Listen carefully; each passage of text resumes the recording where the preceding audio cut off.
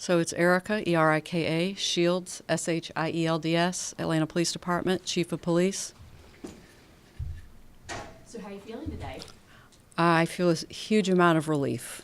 It was, we're really proud, but if you just, yeah, I'm relieved. Yep. Kind of just walk us through what the weekend was like for you, big takeaways, and it seems to be a big success. So we're thrilled. I mean, as I've been stated multiple times, we planned 2 years for this, and we have been working the last 10 days straight, 12 plus hours per day, and the troops are tired. It's been a heavy lift, but we wanted Atlanta to shine. We wanted this to be successful, and we wanted this to go in the record books without an asterisk.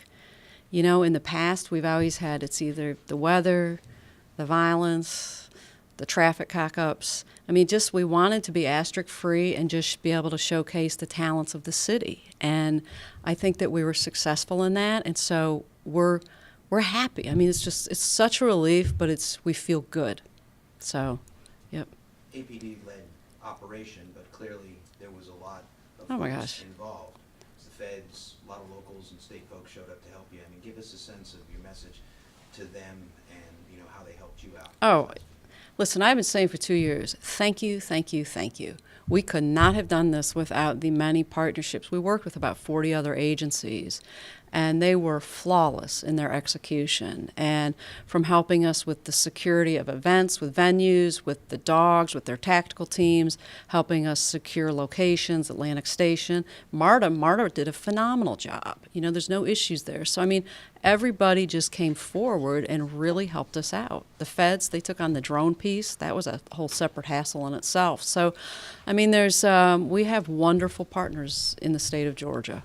Going through this, what were some of the biggest challenges, aside from the obvious with the crowds and just the scope of this, but, what were some of the biggest specific challenges that you guys faced over these last 10 days? I think that you plan and you prepare for anything and everything, but your heartburn and the stressors are, what could we have possibly overlooked? So we know if we have bad weather, all right, it might not end well, but it's okay, we can manage it. If we have traffic issues, we might get a lot of criticism, but we can manage it. But if there is someone who wants to commit an act of violence, that's just unacceptable. And so I think you're always just in that leaning in position, trying to be aware of and ahead of anything negative that might happen. I know there was a big intelligence piece of this. Did that help sort of, I know they use the word mitigate a lot, I hate that word, but Yeah. but did that help maybe avoid or get in front of potential risks? Yeah, I think absolutely it helps. But I would also say, we've had the intelligence piece for a while in the United States, and we've had really bad things happen. So you definitely leverage it and you use it, but you don't rely on it. Did Aye. anything? Well, I was going to ask that same question. Okay. Did anything not go as planned from the public safety aspect? Yeah, I thought we'd have a better game. But no, I guess, no, not from the public safety standpoint. Anytime you get that many people in the same place, somebody's going to get themselves arrested. I mean, can you talk a little about any arrests, incidents, just sort of surrounding this? Well, I wasn't going to bring up your arrest, Aaron, but since you went there, just a little light humor. Like I said, we're tired. So I think, okay, we had in the 10-day run-up, we had 4 arrests external outside of Mercedes-Benz Stadium. We had a domestic, a couple disorderly conducts, but that was the physical arrest that we had. And then yesterday, game time in the stadium, there were 5 physical arrests. Couple of people going on the field unauthorized, going into unauthorized areas, but that was it, 5. So it really was very low arrest numbers, which is fantastic. It's sort of mind-boggling, just sort of given sometimes how things play out in our town. I mean, speak to why you think that is. I think that, obviously we had all of this law enforcement available to us, working around the clock. And there is something to be said for the added police presence. And I think it deterred, prevented, and we also had a strong showing. We made a number of completely, wholly unrelated Super Bowl arrests that were very solid during this time frame. Well, that was just it. I mean, you had a whole, I mean, you still had the rest of the city to police during this. I mean, did that Yes. stretch your resources pretty thin? I mean, is that tough? I, The I, other stuff? I don't think, no, I don't think it stressed our resources because we had so many additional resources. What I would say is where the stressor, which I probably had not anticipated or expected as fully as I should have, is the amount of attention that had to go on managing the Super Bowl and managing the city's crime simultaneously. The crime, that piece did not slow down. The expectations of the city and the city leaders were separate from the Super Bowl itself. And so, and by the leaders, I mean the constituents, the council folks. And so they're two very separate interests, and one didn't go on pause just because there was a big football game in town. I know we have, this isn't the last big event to come to our city. There's another one coming up. I think Yes. Some time to breathe. Were there lessons, I mean, just some immediate lessons learned where, you know what, we could have done that better, or, you know what, it's a good thing that happened because now we know for the next time? Honestly, I think no. I think this is, this is so big. The Super Bowl is so big compared to the college football championship and the NCAA Final Four, which is what we get next, that we will essentially be scaling this down to execute next April and March or April. And so we're in a good space. Was there anything that kept you up at nights through this whole 2 weeks that you were worried about that might happen that obviously didn't? I was concerned particularly on Saturday night when you had Centennial Olympic Park that has the capacity for about 22,000 people, and we had over 100,000 showing up.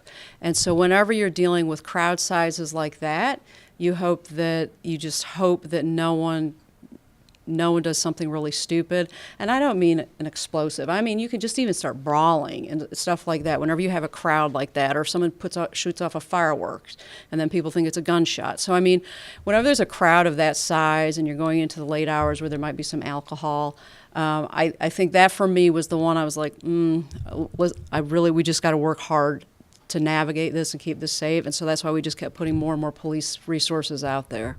To segue to that, so much was made about the weather incident 19 years ago. Right. Then you fast forward to Saturday, and we had beautiful weather. It's perfect. Did you think that you were going to have an extra amount of number of people that you planned for, and you specifically brought up the Centennial Olympic Park and the concert? I was there. I mean, it just was, people was everywhere. Did you kind of plan for extra people that you might not have? Oh, absolutely, because we knew because it was free. So we knew because it was free, because of the weather, and we planned for that it was going to be a large crowd. I think if I step back, I think one of the things I would like to have done is I felt as though we should have had a larger pedestrian corridor and that COP should have had no vehicles. But you had the NFL that wanted to allow its buses to go through there and the shuttles to drop people off. But I think from a safety standpoint, when the Super Bowl comes back again, that's something we'll have to push back on and say, no, we really are going to make this all pedestrian friendly, because our sidewalks weren't big enough to accommodate the people, right? So. Anybody else have one or two more questions? There was some confusion with the trafficking arrests. Can you, because Oh, said that okay. there were, but they weren't in Atlanta. Can you Okay. clarify how many or how that works? So here's what the thing is, you have a couple of different entities going out and working various street level details. The Atlanta Police Department works in conjunction with the FBI, and they have what's called the Match Task Force, and it year round they work to arrest sex traffickers and rescue females who are being trafficked. Homeland Security has a separate initiative that they do. So in the report out that was provided at the NFL security meeting, it was Homeland Security reporting out on what they had accomplished. And what they'd been doing is they'd been running some Vice John details in parts of Georgia. And so they had made some really, really decent arrests, but was it Metro Atlanta? No.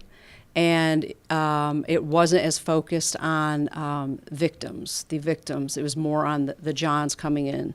So I think it was important for us is before that narrative gains momentum anymore, that we make it clear that, okay, this was not sex trafficking victims in Metro Atlanta, because I think that label is really unfairly applied to this city. Now that it's over and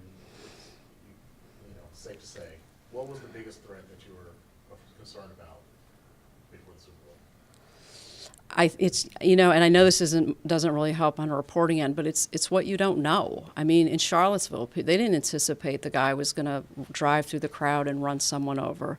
In Las Vegas, they didn't anticipate that a person was going to be a sniper and kill all those people. They didn't anticipate it because it hadn't happened here on our soil previously. So that you go back to 9/11. Now, you know, I mean, these folks took down the planes with razor blades. I mean, it's just the shifting mindset to be in a space where most of us don't go mentally, because that's not how we think, but you really have to put yourself in that very dark area to try to anticipate what might happen.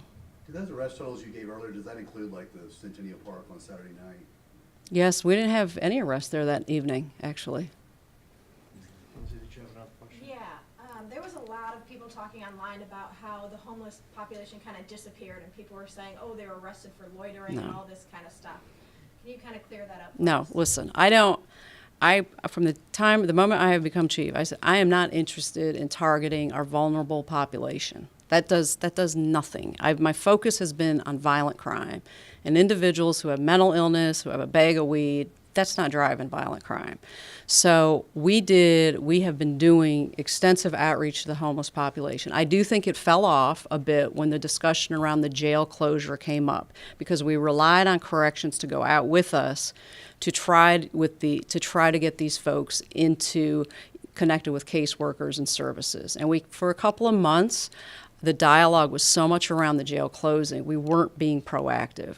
What happens? Well, what happens is I walk out this building in the last 2 months, when it was cold out before, and I literally see in the course of about a week 2 fires, large fires blazing under by Pryor Road and I-20. I mean, we have to have learned something from the I-85 bridge collapse, right? So that's the first thing. The other thing is we had 3 people freeze to death in about 7 or 10 days.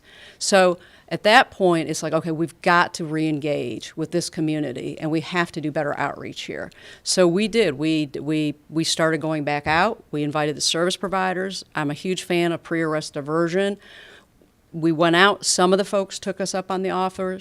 Some of them didn't. But year to date, we have not arrested anyone for urban camping. The homeless arrests that we've made, I know we made 2 in the last week or 10 days, and they were 2 people fighting each other, so it was disorderly conduct. But that's not our target audience. That doesn't change the crime narrative in Atlanta. Anybody else before we close, guys? We good? Hey, I appreciate it, y'all. Thank you. I know you're tired.